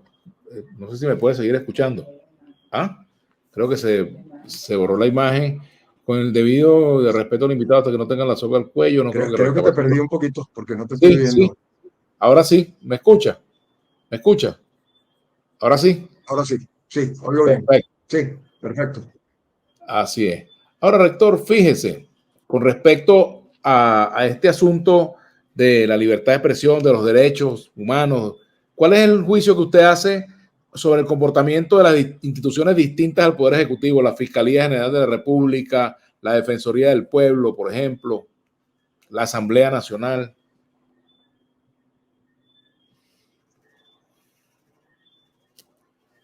Esas instituciones tienen que demostrar inequívocamente que son capaces de actuar con plena independencia.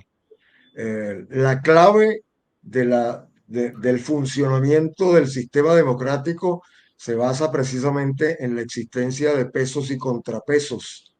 De manera que si, si las instituciones no afirman con perfecta claridad y contundencia sus propios perfiles, si no acotan debidamente sus ámbitos de desempeño y de actuación, y esos ámbitos o bien permiten la intrusión de elementos ajenos o no son suficientemente claros y transparentes, la que resulta lesionada es la democracia. El Ministerio Público, la Defensoría del Pueblo, la Asamblea Nacional, el conjunto de las instituciones del aparato del Estado, tienen una función que cumplir, pero tienen funciones específicas que cumplir y deben preservar cada una de ellas celosamente sus propios ámbitos de actuación. La preponderancia de uno de esos espacios institucionales sobre otros, la del Ejecutivo, por ejemplo, sobre alguno de los otros, no es deseable y lesiona la calidad del sistema democrático. De manera que nosotros estamos convencidos de que ese funcionamiento equilibrado y debidamente contrapesado entre los distintos componentes del aparato público estatal debe preservarse a toda costa. Bueno, fíjese, rector, desde que usted llegó a esta instancia, al rectorado, ¿cómo define usted las relaciones con el gobierno y cómo espera que sean las cosas de aquí en adelante? Porque, bueno, sabemos pues que las relaciones entre la universidad y el gobierno y los gobiernos nunca no han sido fáciles, nunca, ¿no?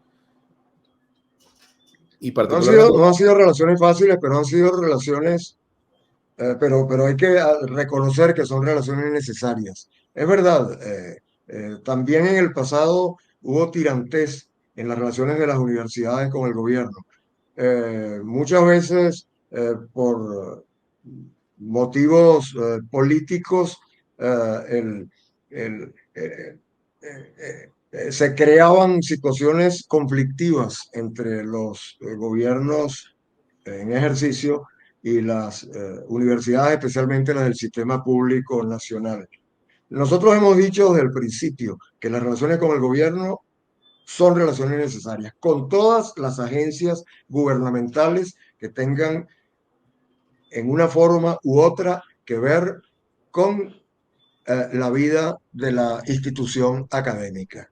Y propusimos un esquema de trabajo que abriera canales de comunicación con las diferentes instancias del gobierno nacional para beneficio de la comunicación que debe existir entre el gobierno nacional y las universidades, pero pensando fundamentalmente en que las universidades recobren para el país la función vital que es la suya frente a la sociedad venezolana. Con el gobierno hay que hablar, hay que solicitarle, hay que exigirle cuando sea necesario incluso al gobierno nacional el reconocimiento de la legitimidad de la interlocución universitaria. Nosotros no acudimos al diálogo indispensable con el gobierno nacional a través de sus diferentes órganos, el Ministerio de Educación Universitaria, etcétera, de la administración gubernamental, con ningún complejo, ni con cargos de conciencia tampoco, de que la universidad al hacerlo, al sentarse a una mesa con el gobierno nacional, está entregándosele, como algunos han dicho o han insinuado. No, esas conversaciones son necesarias, esas conversaciones deben hacerse. La universidad tiene cosas que decirle al gobierno y tiene cosas que exigirle también, como son recursos para su propio funcionamiento. Y tiene además la obligación de demostrarle al gobierno allí cuando parezca que el propio gobierno no se percata de eso, que la universidad es una institución esencial para la vida del país. La universidad no necesita alinearse políticamente con ningún gobierno para cumplir su cometido fundamental.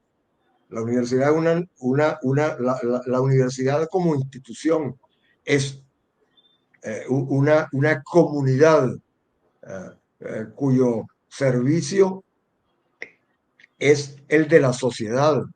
Existe para crear conocimiento, existe para formar profesionales competentes, ciudadanos comprometidos con los valores democráticos, para resolver problemas concretos del país y para dejar oír su voz crítica cuando sea necesario, ya sea que el destinatario del mensaje crítico sea el propio gobierno o cualquier otro ámbito de destino de la voz universitaria. Y permíteme añadir una cosa más. Cuando hablo de la voz de la universidad, no estoy hablando de una voz única, estoy hablando de la polifonía universitaria. En la universidad hay múltiples voces. Los problemas difíciles frente a los que la universidad se encuentra, para los que la sociedad demanda intervención de la universidad, son problemas que probablemente suscitan controversia entre los propios especialistas. Bueno, es una voz múltiple, es una voz innumerable, podríamos decir, la voz de la universidad, porque el papel de la universidad es precisamente que todas esas voces se expresen y que en el debate y en la confrontación racional de las ideas se alcancen, eh, nos aproximemos en la mayor medida posible a la verdad y se alcancen además los consensos necesarios para que funcionalmente los problemas puedan resolverse. De manera que eso es sumamente importante. Cuando decimos que la universidad actúa como conciencia crítica, lo que decimos es que es una conciencia múltiple, una conciencia en la que es una reflexión que se hace desde distintos espacios y en la que pueden participar perfecta y legítimamente todos los miembros de la comunidad universitaria. ¿Cuál es el único requisito para hacerlo? Que el grado de participación y la calidad de esa participación en una institución creada para la producción de saber tiene que ver con la calificación del que opina. No se trata de emitir opinión, como decir, me gusta más el mango que la mandarina. No, aquí no se trata de, de simplismos de ese orden. Se trata de fundamentar la propia opinión, exponerla al escrutinio ajeno, corregir cuando se nos demuestre que estamos equivocados y exigir corrección en nuestro prójimo, en nuestro interlocutor, cuando sea él el que lo está. Ese papel complejo que requiere debate, que requiere reflexión previa y que requiere vocación consensual al final, es el que las universidades, creo yo, al menos la nuestra, están dispuestas a cumplir. Y le decimos al gobierno nacional, es con esa tesitura con la que nos aproximamos a las instituciones del Estado y al propio gobierno para conversar sobre los problemas del país. En el curso de ese intercambio, probablemente le toque al gobierno escuchar cosas que al gobierno no le causen agrado, pero la universidad está en el deber de señalarlas cuando se considere que la razón le asiste. La universidad, por supuesto, también está dispuesta a oír la voz de los demás y a considerar el filo crítico con el que puedan esos otros interlocutores referirse a la universidad. Pero insistimos, el diálogo es fundamental. Los espacios de diálogo deben abrirse. Yo le diría al gobierno nacional en la circunstancia actual, hay que abrir espacios de encuentro. No es sano para la vida del país que se contraiga el espacio cívico, que disminuya la posibilidad de la participación ciudadana. El terreno, el ámbito de la política debe mantenerse abierto porque la política es la práctica que consiste en dirimir las diferencias pacíficamente. Esos espacios para que los actores políticos concurran y el espacio cívico para que concurran las organizaciones de la sociedad civil y los integrantes de la sociedad en términos generales, deben ensancharse.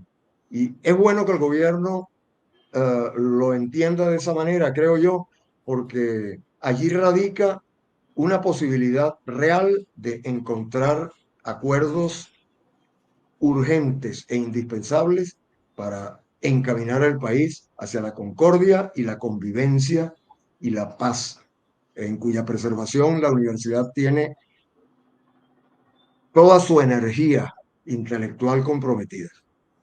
Rector Víctor Rago, Aquí Edgar Balaguer plantea lo siguiente: los rectores deberían coordinar una manifestación pública para exigir la libertad de sus estudiantes y el respeto a la Constitución Nacional, especialmente con sus derechos electorales.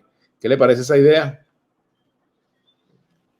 Esa idea me parece buena, como muchas otras. En la base de cualquiera de las cosas que se hagan está la preocupación fundamental de la institución por los miembros de su comunidad que se encuentran en este momento privados de libertad, para los que queremos garantías plenas en el desarrollo de los procesos legales. eh, Todas aquellas garantías que son fundamentales en un país democrático para que el Estado de Derecho funcione y los derechos humanos puedan ejercerse plenamente.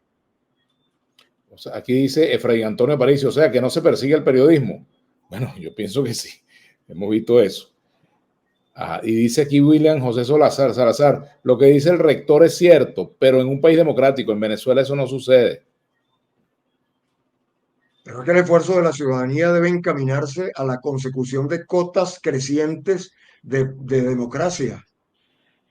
Si la persona que hizo el comentario considera que la democracia venezolana es una democracia imperfecta, los ciudadanos deben organizarse para impulsar, para, para empujar las cosas hacia nuevos horizontes de mayor democracia.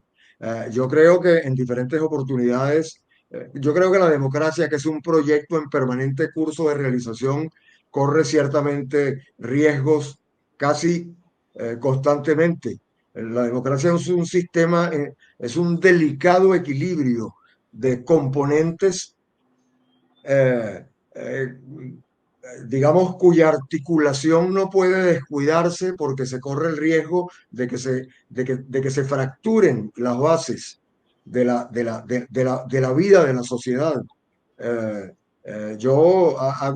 por eso insistimos, desde el punto de vista de la institución a la que yo pertenezco y a la cual, junto con otros, tengo la responsabilidad seria, importante y grave de dirigir, la preocupación fundamental es que aquellos que no estén haciendo lo que debe hacerse para la preservación de la paz y para garantizar la posibilidad real de participación democrática en los espacios de los que no debe ser privada la sociedad, puedan hacerlo. De manera que, por eso insistimos, el gobierno tiene la responsabilidad principal, porque el gobierno es el gobierno.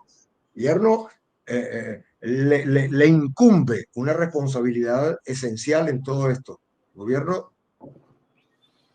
debe llamar a los distintos actores de la vida nacional, no solamente a los actores políticos, a los diferentes actores de la vida nacional, a concurrir a los escenarios en los cuales el debate público pueda llevarse a cabo con entera libertad. Y debe concurrir él mismo también cuando esos debates públicos tengan por escenario los espacios de las universidades. Nosotros lo hemos dicho en diferentes ocasiones. La universidad es un ámbito en el que estamos ansiosos permanentemente por recibir a todos aquellos que quieran debatir con libertad. Para eso está la universidad allí, está abierta enteramente y ofrecemos sus espacios. Pero están también los universitarios comprometidos con los valores de la democracia, de la solidaridad, del Estado de Derecho, de los derechos humanos, de la equidad, de la justicia social, en plena disposición de actuar como integrantes de una institución que se sustenta sobre esas bases. Y no queremos que esas bases se agrieten o se sigan agrietando en el país. Rector, fíjese lo que dice aquí Edgar Balaguer nuevamente. La voz de las universidades hoy en día es muy triste. Y el señor Félix Hidalgo nos escribe y dice lo siguiente: señor rector, le están preguntando qué opinan las instituciones, no es qué es lo que deberían hacer, le piden un diagnóstico de la situación institucional. Aquí le dicen, Proyecto Integración le dice lo siguiente: felicidades, pesos y contrapesos es parte del camino correcto, check and balance. También le dice por aquí Efraín Alfredo Aparicio, usted es culto, reflexión. Y bueno, entre otras preguntas, por aquí hay otra.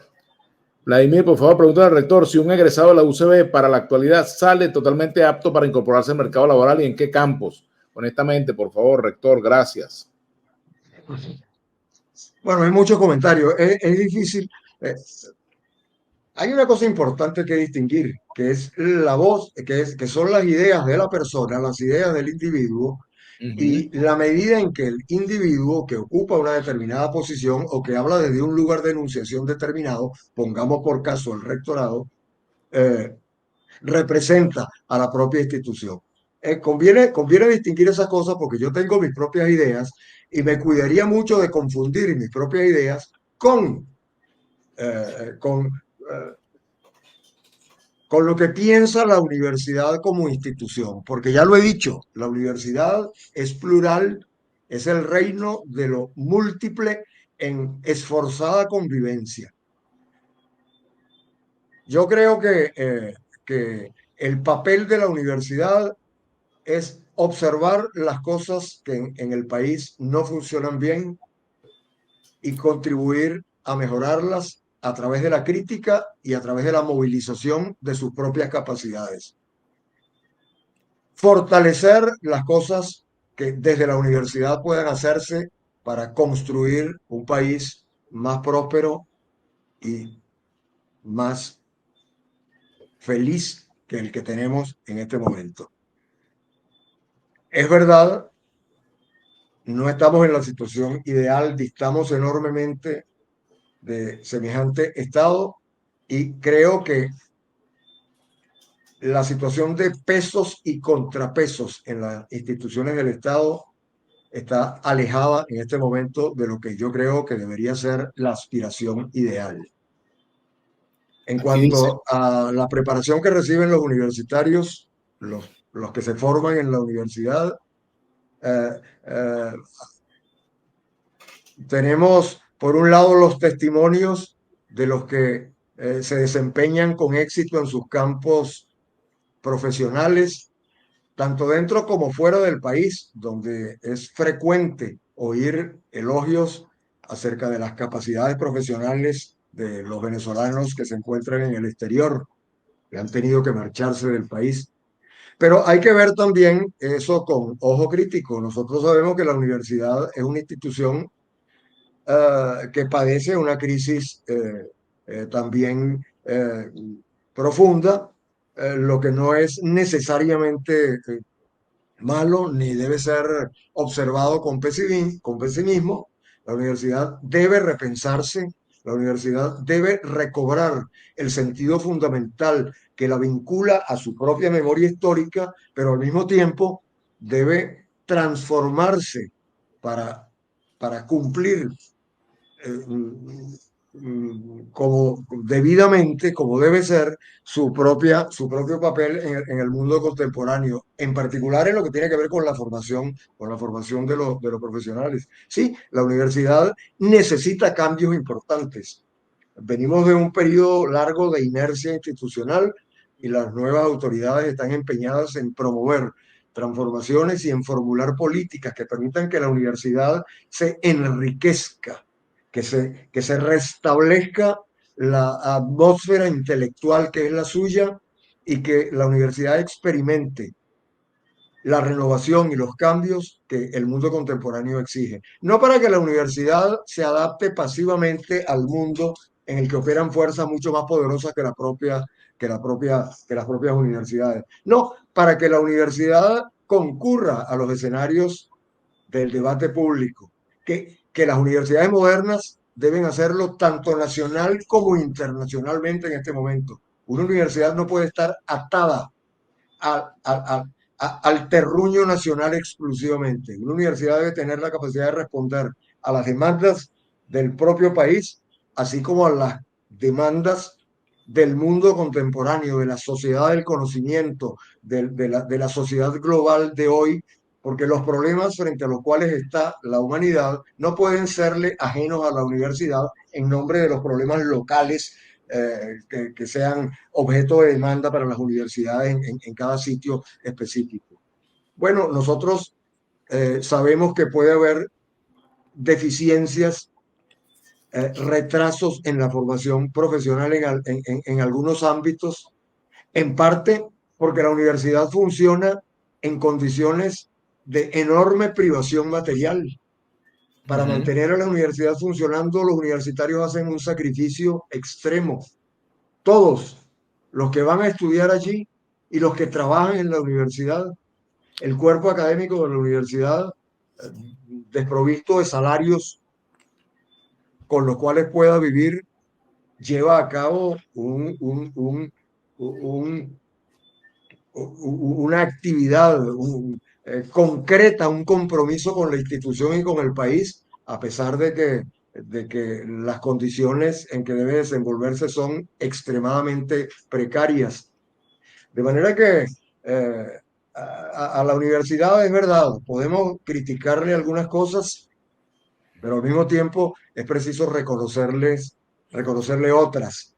Y fundamentalmente, sobre todo, el sentido esencial que tienen las universidades en las naciones modernas. A pesar de ser una institución tan vieja, ¿verdad? Milenaria incluso, la universidad que se ha sabido renovar a lo largo de su multisecular historia, es en este momento necesarísima para la vida de cualquier país. Y sería inconcebible, Vladimir, yo creo que tú concuerdas conmigo en esto, concebir algún país sin universidades. No, sería terrible. El empobrecimiento de la vida social sería enorme. Ahora, fíjese, rector, yo compete a las universidades. le voy a hacer un comentario que yo lo he hecho en otro momento y se lo voy a repetir a usted. Tiene que ver con esto que está haciendo el gobierno, por ejemplo. Por una parte no le da el presupuesto que la universidad necesita, pero entonces por la otra asumen la tarea de ordenar la universidad y de colocar allí, bueno, restaurar la universidad, etcétera. Cuando esos recursos deberían ser utilizados por la universidad, se deberían dar a la universidad para que la universidad haga esos trabajos. ¿Ustedes no se sienten que de esa manera aumenta más la dependencia de la universidad con respecto al gobierno y se cercena la autonomía, sobre todo la autonomía administrativa, la autonomía funcional?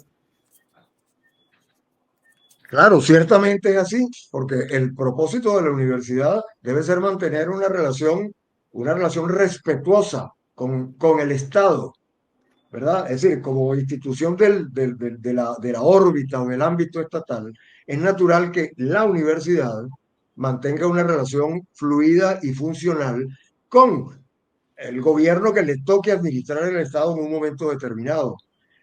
Han sido difíciles las cosas con el gobierno actual y nosotros nos hemos propuesto examinar y hacer aportes constructivos a ver de qué manera, sin que esto represente la renuncia de ninguna condición esencial de la universidad, puede con el gobierno nacional establecerse ese tipo de relación para beneficio de la sociedad venezolana. Pues bien, con relación al problema que planteas, a la situación que describes, sí, para nosotros la situación ideal sería que la universidad contara con los recursos gracias a los cuales pudiera ocuparse de las cosas de las cuales se ocupa en este momento la comisión presidencial, que está en la universidad desde hace unos 3 años.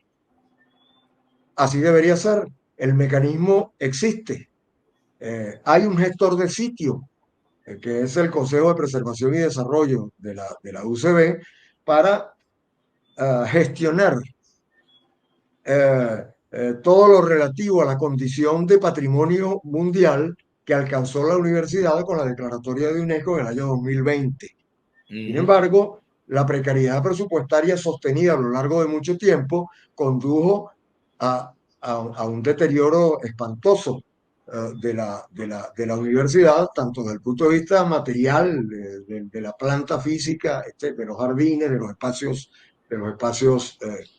verdes y abiertos de la universidad, y también eso tuvo una repercusión enormemente costosa para la universidad en el orden académico, porque ya no solamente se carecía de recursos para el financiamiento de iniciativas que enriquezcan la vida intelectual de la universidad y favorezcan en forma creciente la formación de profesionales de excelencia, sino que el financiamiento de los programas ordinarios, de la rutina de la vida institucional, se ha visto seriamente comprometida por la falta de recursos.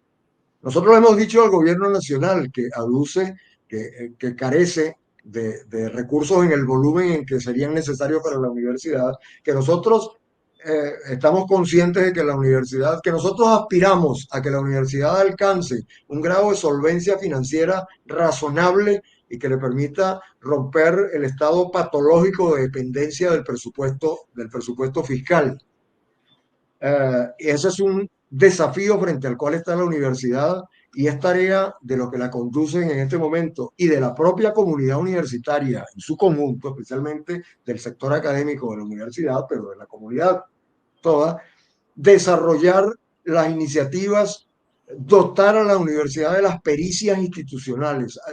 Fíjate tú, aquí no se trata de que un fulano sea muy avispado y consiga recursos para que le financie un proyecto.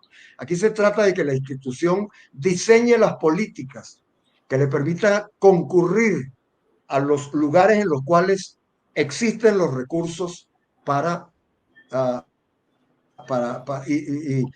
para poder obtenerlos y financiarse. Eso se lo hemos dicho al gobierno, que estamos dispuestos a que la universidad, porque es beneficioso para ella, haga el esfuerzo de convertirse en una institución productiva. Pero no vamos, también lo hemos dicho reiteradamente, no vamos a dejar de insistir en que la universidad es una institución pública, que la educación pública en el país debe recibir financiamiento de base fiscal y que la universidad reclama respetuosamente, pero con energía y con firmeza, lo que le toca como institución para que pueda producir, porque nosotros no estamos pidiendo dinero para que la universidad no haga nada. La universidad ha demostrado con creces que aún en medio de circunstancias francamente adversas es capaz es capaz de producir, es capaz de formar gente y es capaz de crear conocimiento, pero lo está haciendo a una escala muy por debajo, no solamente de lo que debería ser su cota de rendimiento institucional, sino por debajo de lo que la sociedad venezolana necesita. Rector, por aquí, bueno, se vuelve el tema político. Alberto Álvarez Jung está secuestrado a Américo de Gracia, sus familiares no saben de él desde hace más de 24 horas. Bueno, en días recientes yo entrevistaba precisamente al decano de la Facultad de Ciencias Jurídicas y Políticas, Juan Carlos Apitz, ex compañero mío en la Federación del Centro Universitario en el siglo pasado, y precisamente hablamos de la situación de las personas detenidas, de la situación del Estado de Derecho. Y la universidad, bueno, ha tenido tradicionalmente una vida política muy activa, ¿verdad? Y yo pienso, desde mi perspectiva, que a la universidad le hace falta un poco de política, le hace falta más activismo político, digamos, interno, más debate político sobre los temas de la política nacional. Y a propósito de eso, por aquí hay una pregunta que quizás usted la puede responder. Finalmente, ¿qué fue lo que pasó con la actividad de María Corina Machado? ¿Se autorizó o no se autorizó la actividad de María Corina en aquella oportunidad y de Edmundo González Urrutia? Y si es cierto que hubo daños a algunas de las obras de arte que forman parte de nuestra universidad, que son patrimonio cultural, los Pastores de Nubes, etcétera.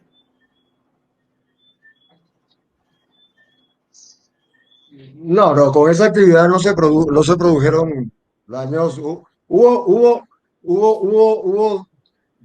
daños leves, sobre todo en algunas jardineras, etcétera, y hubo una agresión puntual contra la obra plástica Pastor de Nubes de una persona que fue rápidamente reducida y sin que eso produjera daños importantes. La razón por la cual el rectorado no autorizó esa actividad que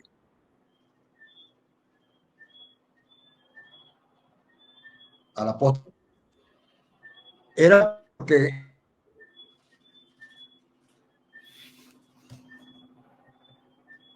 se pegó en este momento. Perdón, rector, ¿me escucha? El órgano que debe velar por la... ¿Me perdiste? Sí, lo perdí porque No se me oye. Ahora sí, adelante. La razón, ahí queda en la razón por la cual tomaron la decisión. Adelante. La razón fueron dos razones, fueron dos criterios de orden técnico, fundamentalmente. Riesgo patrimonial por el lugar en el que se pensaba, se aspiraba a llevar a cabo la actividad, y riesgo de seguridad de las personas y de los bienes universitarios también, aunque no se tratara de bienes estrictamente patrimoniales. Y la Dirección de Seguridad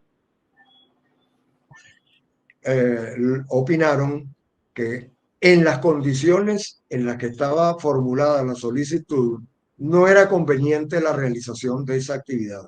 La universidad no le cierra las puertas a ningún sector político, En la universidad pueden tener presencia activa todas las corrientes políticas, todas las organizaciones políticas. Los miembros de la comunidad universitaria pueden pertenecer a unas u otras. Y los espacios de la universidad están abiertos para el debate político también, así como están abiertos para debates de otra índole. Los únicos debates no son los debates políticos. Hay multitud de asuntos y de temas que forman parte de la agenda de la universidad. La razón fue de orden técnico y ya eso es un episodio que pasó. Nosotros deploramos que no se hayan considerado las alternativas que la universidad ofreció para que la actividad se llevara en su momento a cabo según otro formato.